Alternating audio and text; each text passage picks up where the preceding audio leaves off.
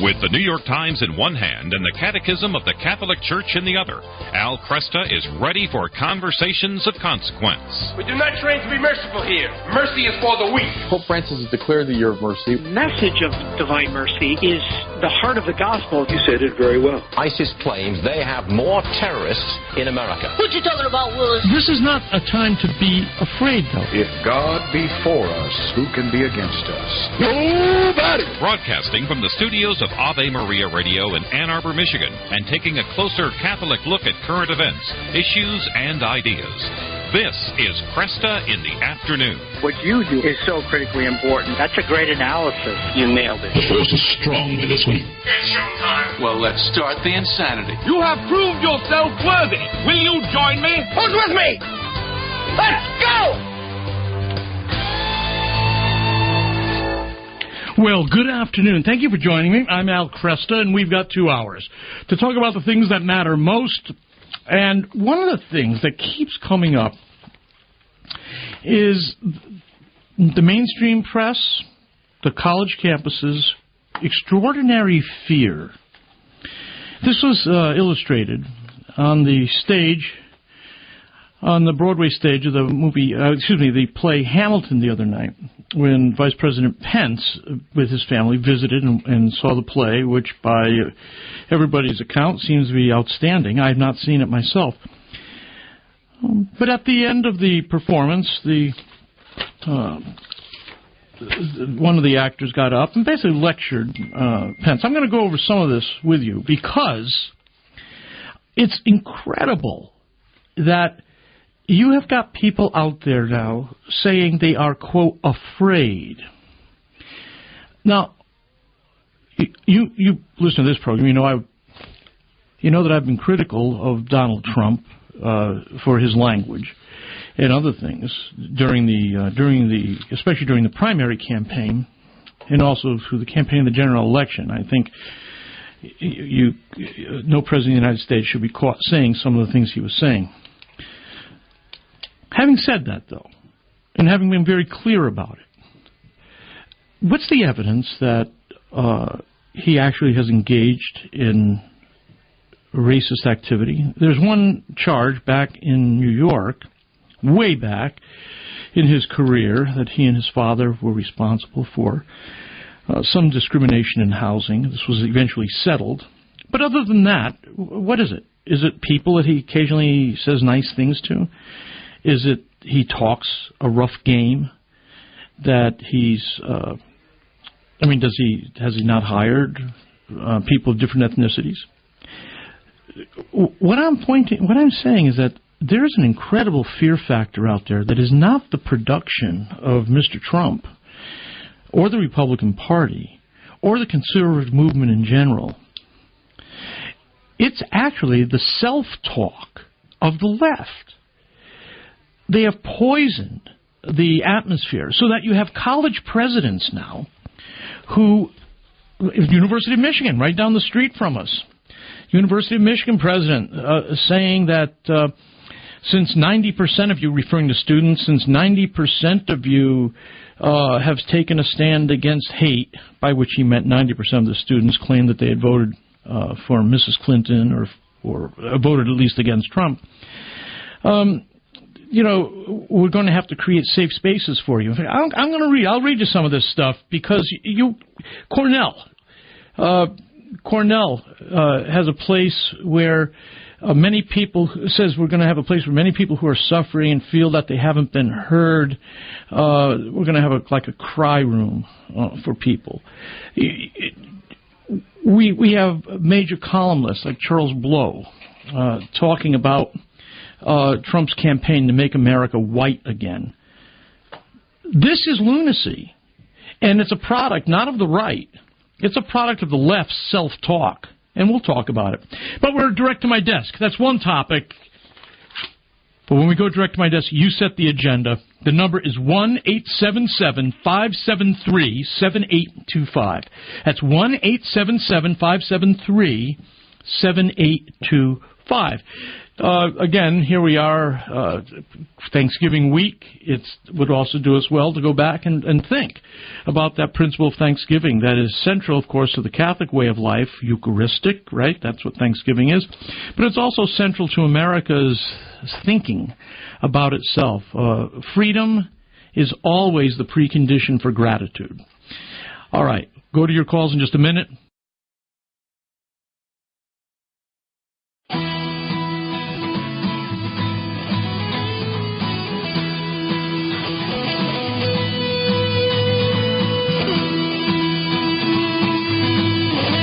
Good afternoon. I'm Al Kresta. The number's 1-877-573-7825.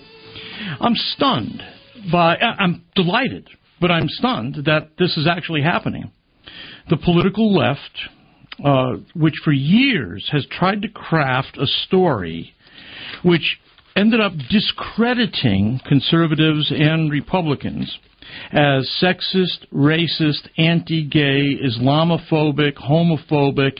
In other words, as long as you could take a label, a pejorative label, and slap it on a candidate or on a piece of legislation or on, well, anything, a play, a piece of music, as long as you could do it, as long as you could name call, you could apparently exercise moral superiority. You no longer had to argue your case. You just had to say to your opponent, well, you're thinking that because you're just racist, or you're just sexist, or normally you wouldn't be that bold about it. You would say of somebody's opinion, well, you know, that comes from so-and-so, and you know that he's homophobic. You know where that comes from. That's part of that group. They're racist at heart. Did you know that? And so what happens, of course, is that you end up with this, what amounts to political name-calling. And what does this do? Well, what this does in the long run is it makes people not want to talk. It makes people shut up. And it makes people go, you know, keep their opinions to themselves. It doesn't change their mind. No, it makes them want to avoid disclosure. That's probably one of the reasons the pollsters had such difficulty with this last election. Because many people who were going to vote for Donald Trump knew what the mainstream press was saying about Trump, and they knew it wasn't true, but they didn't want to be tarred with that brush. And we have lots of fabrications that go along with this, for instance. We now know that a Louisiana college student who claimed that she had been attacked and robbed of her hijab by a man wearing a Donald Trump hat, we now know that that was made up. The Lafayette Police Department say they are no longer investigating her claims. University of Louisiana would not disclose whether they were taking disciplinary action against the student. Let me encourage you, do something to her. Don't let this kind of, it's bearing false witness. Do something. I'm not sure what the appropriate punishment would be, but something should happen. And we can no longer disregard this public falsehood like this because it destroys the common good. Authorities say the Louisiana student reported the claim Wednesday morning. This is earlier this month. And claimed that the attacker wore a white Donald Trump cap. Her claim drew on fears of anti-Muslim backlash in the wake of Mr. Trump's election to the U.S. presidency. His campaign stoked fears of Muslim immigration to the United States that appealed to much of his predominantly white nationalistic supporters. There's a great phrase, too, huh? Nationalistic supporters. Multiple reports of hate crimes against Muslims, Latinos, black people, and the LGBT community have already surfaced. Yeah, and many of them, I'm convinced, are this kind of thing. There was a picture I saw of a little building. Where was that? I think that was Time Magazine. Let me just turn there for a minute. Yeah, here it is. Time Magazine. It's a community softball field in Wellsville, New York, near the Pennsylvania border. And looks like the back of a dugout is what it looks like. And you've got Make America White Again with a Nazi, with a swastika in the middle of it. Now, let me ask you this, okay? We see those things, and they're stupid. They're usually the result of adolescent or frustrated 20-year-old males, white males, who have no following, who probably have a little bit, if they're older, they probably have a little bit of crime under their belt as well. Now, this kind of public defacing, again, is a problem. But does anybody really think that there's a new, somehow a big rise in the Ku Klux Klan or hate groups of this sort or neo-Nazi groups? All my adult life, or at least let me rephrase that, all the time that I've been on the air, which is pushing 30 years now, all the time I've been on the air, you've had groups like the Southern Poverty Law Center running around talking about the rise of these right-wing hate groups. And yet, the numbers aren't any greater today than they were 30 years ago. These are small, self-styled little culty groups that offer virtually no threat whatsoever to the common good. They don't deserve the attention. But Time Magazine couldn't avoid it. They had a picture. They want to arrest your attention, and so they showed you this picture of a back of a dugout with a swastika on it and "Make America White Again." And we're all supposed to say, "Oh my gosh, that's terrible." No, my attitude is, "Oh my gosh, that's stupid," and that should be our attitude. This isn't worth moral outrage. These are stunts, and we should treat them like stunts. We shouldn't give them any more political weight and gravity than they deserve. Now, if it turns out that the left's claim that Trump is secretly, he's the tip of the spear for a new racism in America, we'll know it before too long, because we'll see those numbers go up, and we'll see all kinds of nasty things happening. But right now, the people who are causing the most disruption are the anti-Trump protesters that are out there. What's happened is that the political left has, for a generation, told people that their lives are not their own, that they are being they're under the heel, under the thumb, they're being stepped on. They are unable to take control of their lives. We now find out that in San Antonio, the murderer of this police officer admits that he was angry with society and just made a mistake and took it out on somebody, some authority figure. Happened to be a white cop. And yes, the guy was a black perpetrator. And what does he do? What's his instinct? To blame society for not letting him see his kids. This is what the political left has done in America. They've tried to reduce political arguments to racist, sexist, anti-gay, xenophobic, homophobic, Islamophobic, and that ends the discussion, so you don't have to deal with your opponent's claims. And they've had control of our cities for a generation, and our cities are continuing to suffer and cut the lives short of their children. And they're blaming who for this? So my point is, this is a great opportunity for us to keep a cool head and pierce this festering sore that has poisoned American political discourse. You know, talk a little bit about diversity here and what it really means. Give us a call.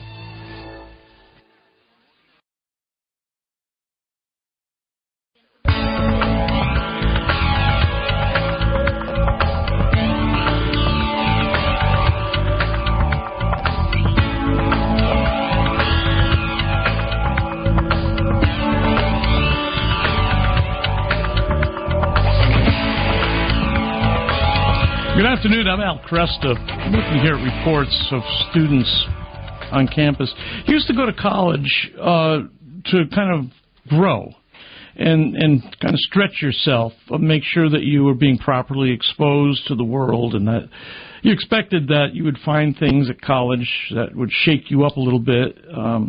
But in Cornell, it used to be one of our great colleges, they held a cry-in over Donald Trump's victory.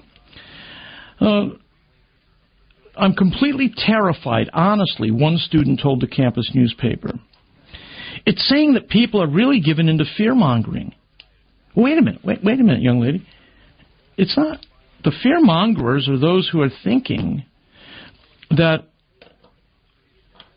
the election of a Republican president is going to bring about the end of the Republic. I mean, who's doing the fear-mongering here? It's not the right. I mean, again, as I said earlier, Donald Trump did make outrageous statements, but his actions don't indicate that there's any agenda. He has a P.T. Barnum streak in him for certain. But the point is, the primary fear-mongering is on the part of people like Charles Blow at the New York Times, who wrote a column called Trump, Making America White Again. Or Van Jones, the night of the election, talking about there being a white lash in America. Taking a look here at staying with Cornell for a minute.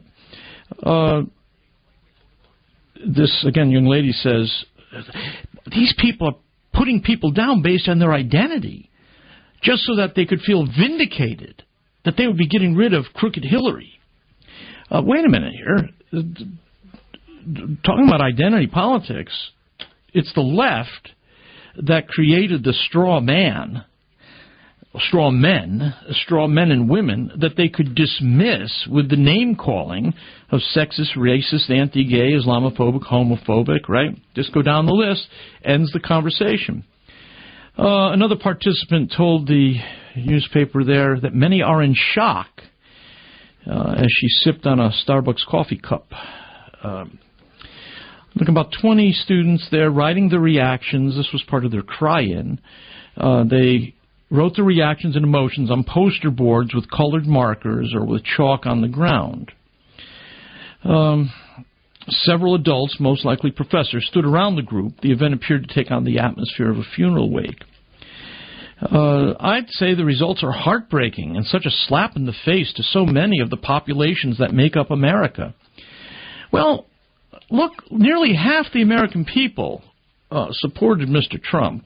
So let's not think that this is some sort of tiny group that took control of the country. That isn't what happened here. This was a bona fide election.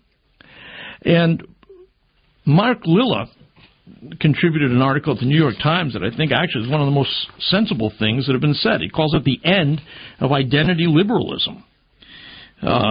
He says, one of the many lessons of the recent presidential election campaign and its repugnant outcome, so he doesn't like Trump at all, is that the age of identity liberalism must be brought to an end. Hillary Clinton was at her best and most uplifting when she spoke about American interests in world affairs and how they relate to our understanding of democracy. But when it came to life at home, she tended on the campaign trail to lose that large vision and slip into the rhetoric of diversity, calling out explicitly to African American, Latino, LGBT, and women voters at every stop. This was a strategic mistake. If you're going to mention groups in America, you'd better mention all of them. And if you don't, those people you leave out are going to notice, and they're going to feel excluded, which, as the data show, was exactly what happened with the white working classes and those with strong religious convictions. Fully two-thirds of white voters without college degrees voted for Trump, as did over 80% of white evangelicals. The two groups that Clinton showed no respect for whatsoever. That's what this is about. You want to talk about identity politics, it's about the politics of exclusion. And this is what Republicans in particular have done with white working class. This is what Rick Santorum was talking about with his book Blue Collar Conservatives. He tried to awaken Republicans to this. They didn't respond. Trump responded. And, of course, white evangelicals have always been strongly Republican since, well, really since Reagan. I mean, they were strongly Republican before that, but they've become now as reliably Republican as African Americans are reliably Democrat. And so we're facing a highly polarized country here, and it doesn't help to start throwing around these crass terms which don't explain what people are feeling. You're going to say white working class men and women who voted for Trump are motivated by what?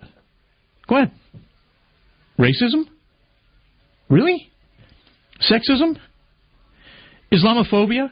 Maybe they're concerned about jobs and wage stagnation and the fact that though their lifespan is shorter than it was 40 years ago, and though there are no government programs that treat them as a minority, they are a minority in their areas.